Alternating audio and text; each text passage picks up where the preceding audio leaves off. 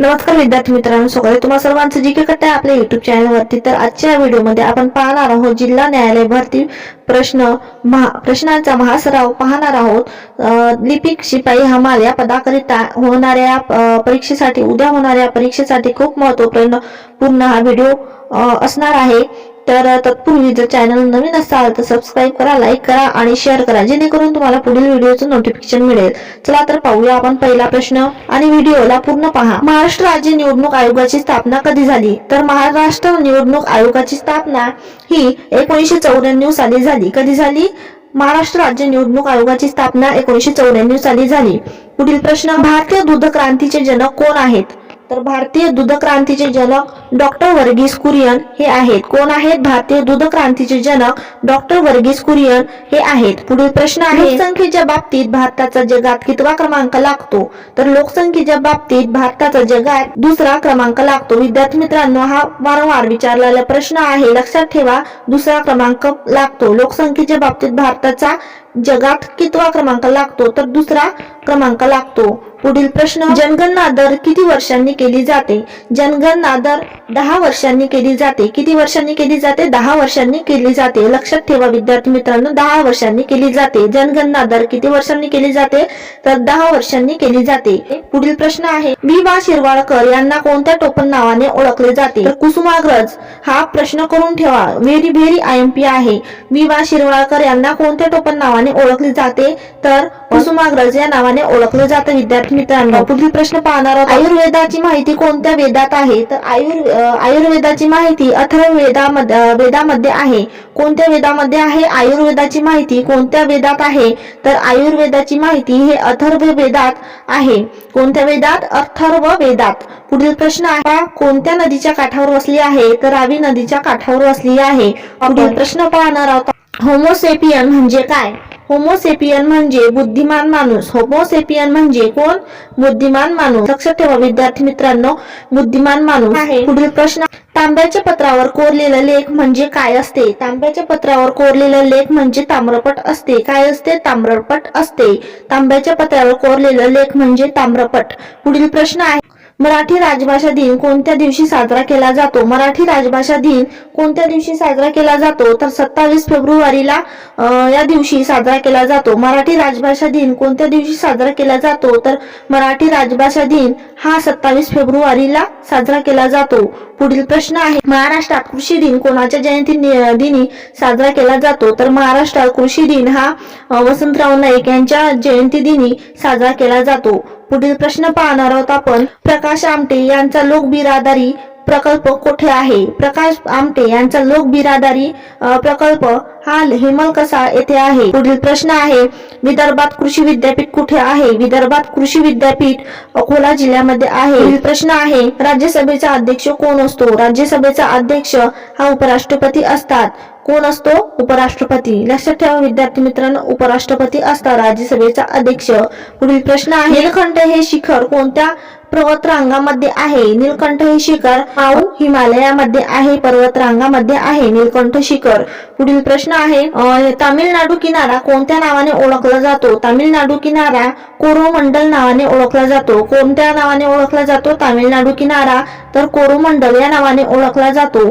पुढील प्रश्न पाहणार आहोत आपण, भारतातील सर्वात जास्त नारळाचे उत्पादन करणारा प्रदेश कोणता? भारतातील सर्वात जास्त नारळाचे उत्पादन करणारा प्रदेश आहे केरळ. कोणता आहे? केरळ. इथं नारळाचे उत्पादन सर्वात जास्त होते या प्रदेशामध्ये. कोणत्या प्रदेशामध्ये? केरळ या प्रदेशामध्ये भारतातील सर्वात जास्त नारळाचे उत्पादन केलेला प्रदेश आहे केरळ. पुढील प्रश्न आहे, खंबात काय आहे? तर खंबात हे आखात आहे. एक काय आहे? आखात आहे खंबातचं. पुढील प्रश्न आहे, वीर धरण कोणत्या नदीवर आहे? वीर धरण कोणत्या नदीवर आहे? तर नीरा या नदीवर आहे वीर धरण. पुढील प्रश्न आहे, नायलॉन व रेयॉन हे कापड कोणत्या पदार्थापासून बनते? तर नायलॉन व रेयॉन हे कापड वनस्पतीजन्य या पदार्थापासून बनते. कोणत्या वनस्पतीजन्य पदार्थापासून बनते? नायलॉन व रेयॉन हे कापड कोणत्या पदार्थापासून बनते? तर वनस्पतीजन्य पदार्थापासून नायलॉन व रेयॉन कापड बनते. पुढील प्रश्न, आपल्या शरीरातील अन्नमार्गाची लांबी सुमारे किती असते? आपल्या शरीरातील अन्नमार्गाची सुमारे लांबी 9 मीटर इतकी असते. किती असते? 9 मीटर इतकी असते. पुढील प्रश्न आहे, सातपुडा पर्वतात कोणती खिंड आहे? सातपुडा पर्वतात कोणती खिंड आहे? तर बऱ्हाणपूर खिंड आहे सातपुडा पर्वतामध्ये. लक्षात ठेवा, बऱ्हाणपूर खिंड आहे सातपुडा पर्वतरांगामध्ये. सातपुडा पर्वतात कोणती खिंड आहे? तर बऱ्हाणपूर खिंड आहे. पुढचा प्रश्न आहे, ब्रेल लिपीत अक्षरासाठी जास्तीत जास्त किती टिंबाचा उपयोग केलेला आहे? ब्रेल लिपीत अक्षरांसाठी जास्तीत जास्त 6 टिंबांचा उपयोग केलेला आहे. किती टिंबांचा? 6 टिंबांचा उपयोग केलेला आहे. लक्षात असू द्या. पुढील प्रश्न आहे, शिवाजी महाराजांकडे कोणती जहागिरी नव्हती? तर शिवाजी महाराजांकडे कोणती जहागिरी नव्हती? तर वाई ही शिवाजी महाराजांकडे जहागिरी नव्हती. कोणती? वाई. पुढील प्रश्न आहे, भोरप्या डोंगरावर शिवाजीरायांनी कोणता किल्ला बांधला? तर भोरप्या डोंगरावर छत्रपती शिवाजी महाराजांनी कोणता किल्ला बांधला? तर भोरप्या डोंगरावर छत्रपती शिवराज प्रतापगड किल्ला बांधला. कोणता किल्ला बांधला? प्रतापगड किल्ला बांधला. पुढील प्रश्न आहे, संत रामदासांनी लोकांना कशाची उपासना करण्यास शिकवली? तर भक्तीची उपासना करण्यास शिकवली. पुढील प्रश्न पाहणार आहोत आपण, विजापूरच्या आदिलशहाने शहाजी राजांना कोणता किताब दिला होता? तर विजापूरच्या आदिलशहाने शहाजी राजांना कोणता किताब दिला होता? सरलष्कर हा किताब दिला होता. विद्यार्थी मित्रांनो लक्षात असू द्या, विजापूरच्या आदिलशहाने शहाजी राजांना कोणता किताब दिला होता? तर सरलक्षर हा किताब दिला होता. सरलक्षर, लक्षात ठेवा, सरलक्षर किताब दिला होता. पुढील प्रश्न, जायकवाडी धरणाच्या जलाशयाला काय म्हणतात? जायकवाडी धरणाच्या जलाशयाला नाथसागर असं म्हटलं जातं. काय म्हटलं जातं? कोणतं नाव आहे? जायकवाडी धरणाच्या जलाशयाला नाथसागर असं म्हणतात. काय म्हणतात? नाथसागर. पुढील प्रश्न आहे, आझाद हिंद फौजेची स्थापना कोणी केली? आझाद हिंद फौजेची स्थापना कोणी केली? तर रासबिहारी बोस यांनी आझाद हिंद फौजेची स्थापना केली. रासबिहारी बोस यांनी आझाद हिंद फौजेची स्थापना केली. पुढील प्रश्न आहे, गुलामगिरी या ग्रंथाचे लेखक कोण आहेत? गुलामगिरी या ग्रंथाचे लेखक महात्मा फुले हे आहेत. गुलामगिरी या ग्रंथाचे लेखक कोण? तर महात्मा फुले हे गुलामगिरी या ग्रंथाचे लेखक आहेत. पुढील प्रश्न आहे, आंतरराष्ट्रीय नाणेनिधीचे मुख्यालय कुठे आहे? आंतरराष्ट्रीय नाणेनिधीचे मुख्यालय वाशिंग्टन हे आहे. कोणते आहे? वाशिंग्टन. पुढील प्रश्न आहे, स्वतंत्र भारताचे पहिले कायदा मंत्री कोण होते? वारंवार विचारले जाणारे प्रश्न आहेत. लक्ष देऊन ऐका. स्वतंत्र भारताचे पहिले कायदा मंत्री कोण होते? तर स्वतंत्र भारताचे पहिले कायदा मंत्री डॉक्टर बाबासाहेब आंबेडकर हे होते. कोण होते? तर डॉक्टर बाबासाहेब आंबेडकर हे होते. पुढचा प्रश्न आहे, गीता रहस्य हा ग्रंथ कोणी लिहिला? तर गीता रहस्य हा ग्रंथ लोकमान्य टिळकांनी लिहिला. कोणी लिहिला? गीता रहस्य मंडालेच्या तुरुंगात गीता रहस्य हा ग्रंथ लोकमान्य टिळक यांनी लिहिलेला आहे. पुढील प्रश्न आहे, सर्वात जास्त साखर कारखाने असलेला महाराष्ट्रातील जिल्हा कोणता? सर्वात जास्त साखर कारखाने असलेला महाराष्ट्रातील जिल्हा आहे अहमदनगर. पुढील प्रश्न आहे, महाराष्ट्रातील अतिपूर्वेकडील जिल्हे कोणते? तर महाराष्ट्रातील अतिपूर्वेकडील जिल्हे गोंदिया आणि गडचिरोली हे आहेत. महाराष्ट्रातील अतिपूर्वेकडील विचारलं तर गोंदिया आणि गडचिरोली जिल्हे आहेत. पुढील प्रश्न आहे, महाराष्ट्र एक्सप्रेस कोठून कोठे धावते? महाराष्ट्र एक्सप्रेस कोल्हापूर ते गोंदिया दरम्यान धावते. पुढील प्रश्न आहे, नंदुरबार जिल्ह्यातील तोरणमाळ हे थंड हवेचे ठिकाण कोणत्या पर्वतावर वसलेले आहे?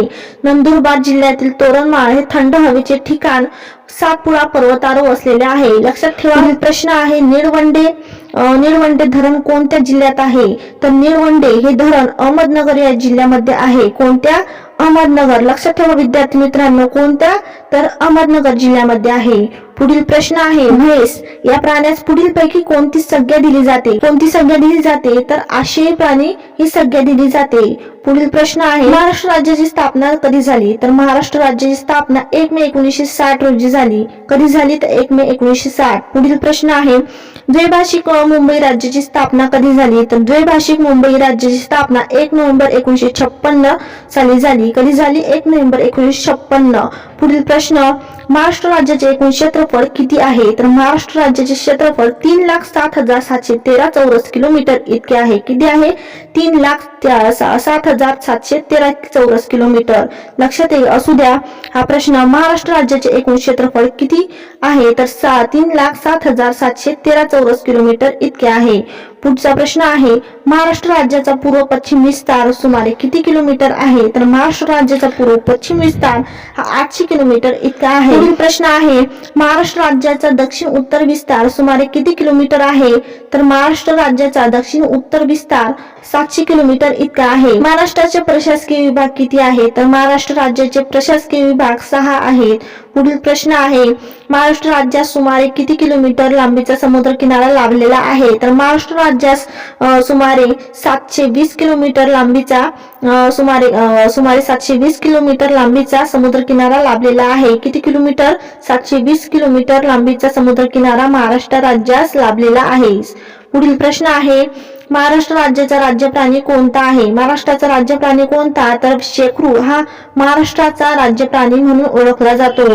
पुढील प्रश्न आहे, चांदोली धरण कोणत्या नदीवर आहे? चांदोली धरण कोणत्या नदीवर आहे? तर वारणा नदीवर चांदोली धरण हे आहे. पुढील प्रश्न आहे, महाराष्ट्रात समुद्राच्या काठी वाढणाऱ्या वनस्पतीचे नाव काय आहे?